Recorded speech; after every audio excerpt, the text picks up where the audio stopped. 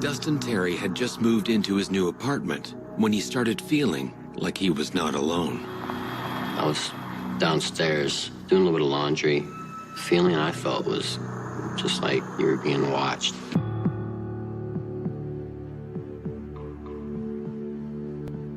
I was actually in the back part of my house. I was folding my clothes, and it sounded like someone opened my door and started walking into my house.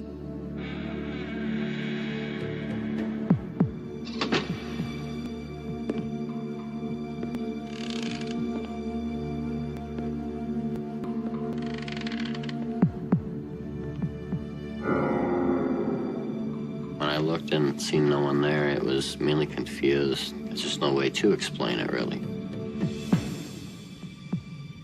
I did not think about wanting to tell my son anything. I didn't want to bring that to his attention at that young of an age.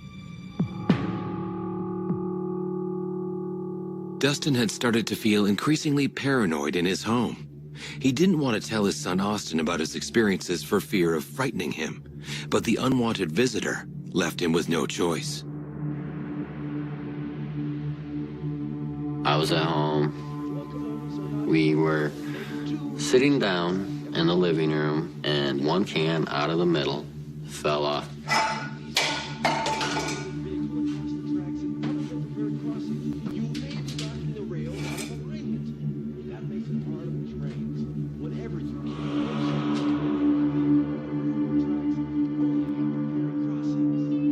And I'm like, okay, it's nothing. Nothing at all. I pick it up, put it back up there, I start watching TV, and within 15 minutes again, the same can that I just picked off the floor falls down again.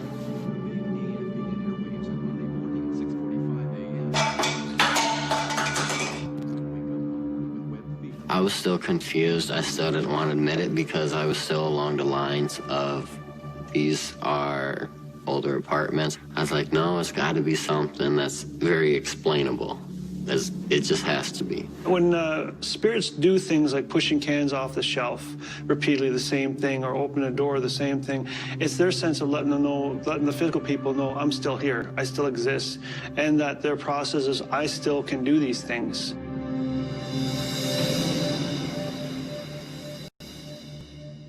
Dustin put the events out of his mind and tried to get on with his life.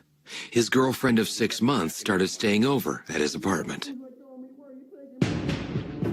My girlfriend would come over, usually once a weekend. I was watching TV. She said that someone just walked in and someone just touched me on my back. Someone grabbed me in the shower. Somebody grabbed me. There's nothing in there. Go look in the wardrobe. So now it's starting to get physical, and now I know I have a major problem on my hands. Worried about a possible intruder, Dustin started searching the rest of the apartment.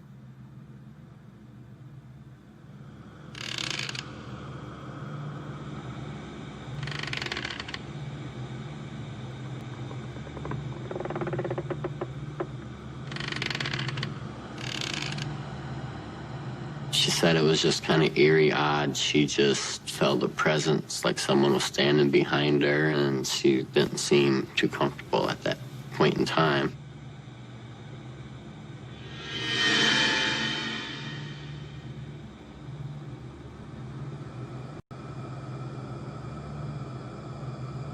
I know there's something there.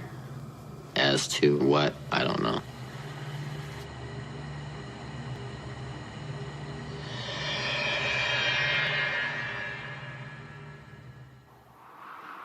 Dustin decided the strange incidents were putting his son and his girlfriend at risk, and he needed help.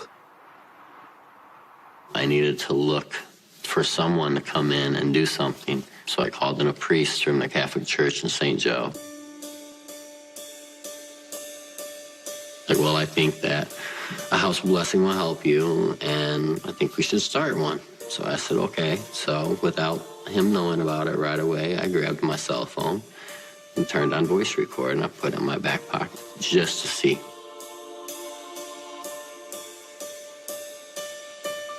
He starts with a couple of prayers, and he's reading from the scriptures as he walks through, and he does the holy water routine in every room. We get back towards the back area, and I noticed when he got back there, he was a little bit hesitant. I kind of monitored when they did leave that they were still pretty much looking around quite a bit. It wasn't like I had his 100% attention. It's like something else had his attention on the side.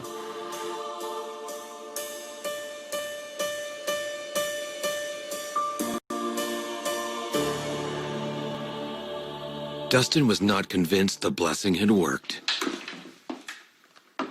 After the priest had left, I decided to take the audio and transfer it over to my laptop.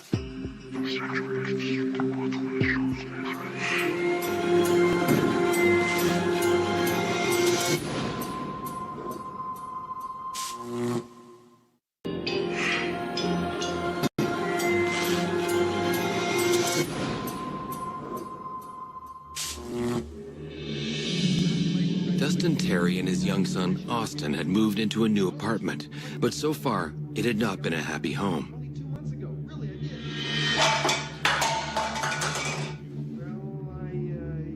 Dustin felt that someone or something was sharing their space, and he had called in a priest to do a blessing. After the priest had left, I decided to take the audio and transfer it over to my laptop.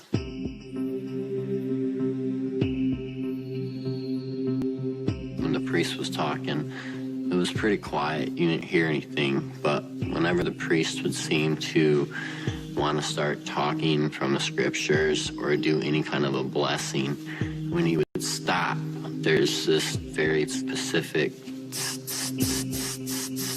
and when he starts, it stops. And the minute he stops, it starts back up again. In the name of the Father.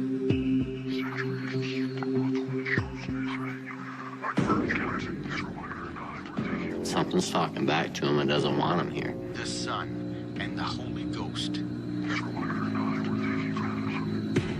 After I heard the recording, you know, I was in a predicament is, do I stay or go?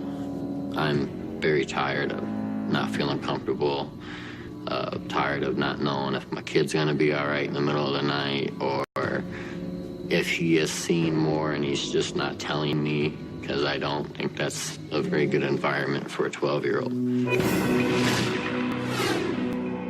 It didn't take long for Dustin's doubts about the blessing to be proved correct. One day, me and my son were coming up out of the basement from the laundry room. You hear a whisper again, you know, you can hear some footsteps, and we made it to the stop step, and we stepped onto the carpeting, and there was clearly coming up.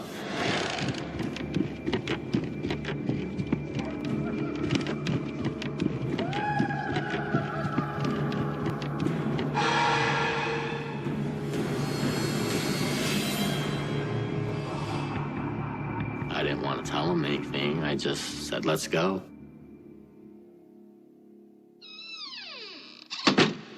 When you can't see something and you can hear the noise obviously going on, it's one of the most scariest things I think I've ever actually really been through.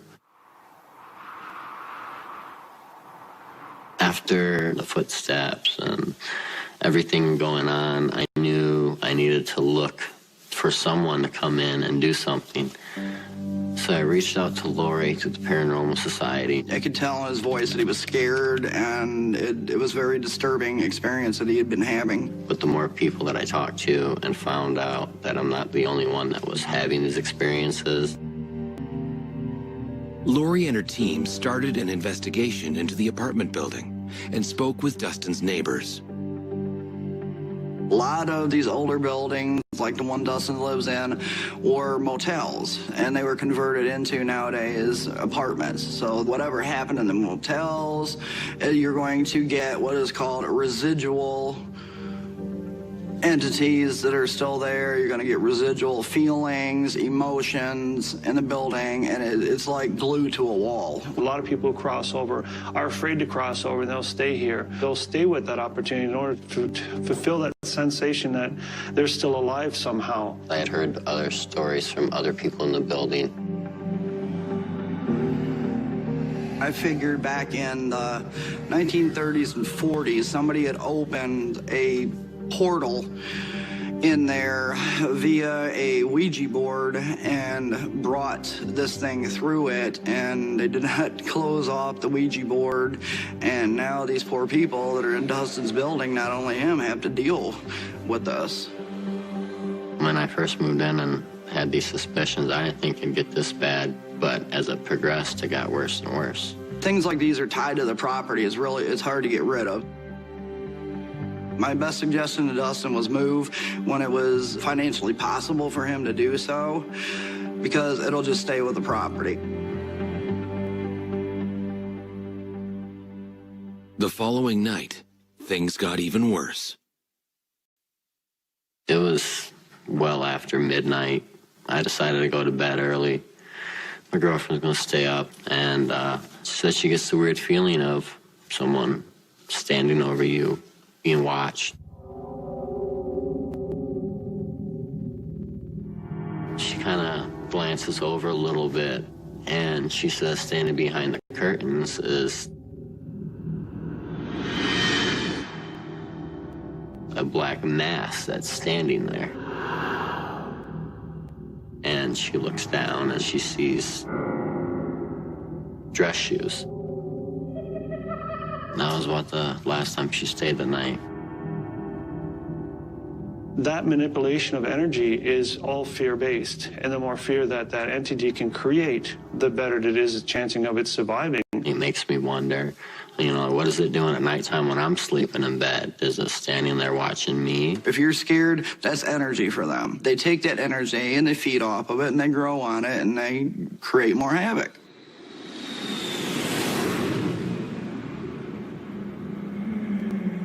Two days later, I could hear the sound again of somebody walk through, but this time I'm able to see that direction.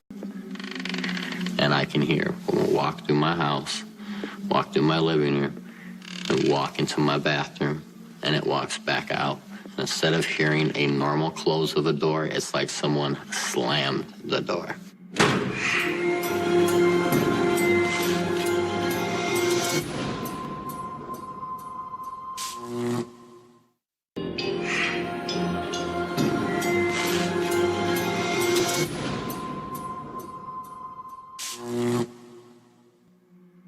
Previous occupants of Dustin Terry's home had opened a portal to the spirit world and invited evil into his apartment block. Now he had to deal with the terrifying consequences. I can hear someone walk through my house, walk through my living room, and walk into my bathroom, and it walks back out. And instead of hearing a normal close of a door, it's like someone slammed the door.